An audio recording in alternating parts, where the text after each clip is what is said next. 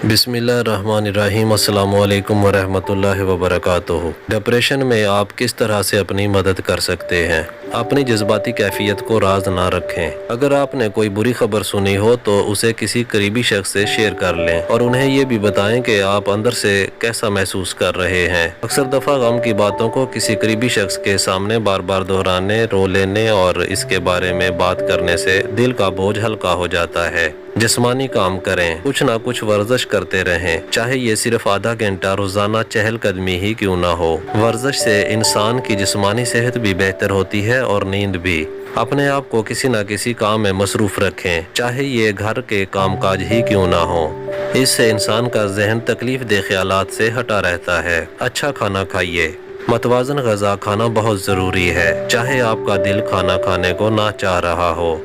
ताज़ा फलों और सब्जियों से सबसे ज़्यादा फ़ायदा होता है।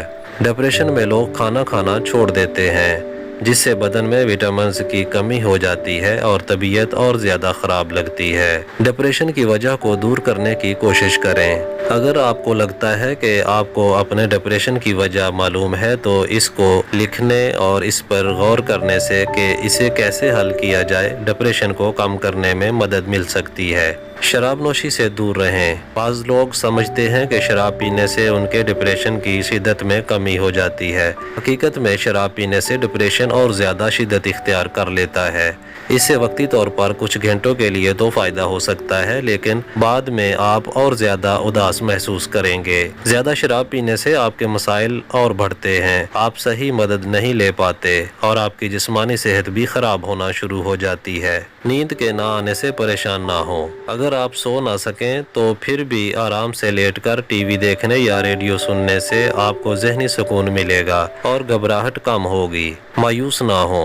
अपने आप को याद दिलाते रहें कि आप जिस तजर्बे से गुजर रहे हैं इससे और लोग भी गुजर चुके हैं। एक ना एक रोज़ आपका डिप्रेशन ख़त्म हो जाएगा, चाहे अभी आपको ऐसा ना लगता हो। मज़ीद इन्फॉर्मेटिव वीडियोज़ के लिए हमारा चैनल सब्सक्राइब कर लें और बेल आइकन लाजमी प्रेस कर लें। बहुत शुक्रिया। अल्लाह हाफिज़।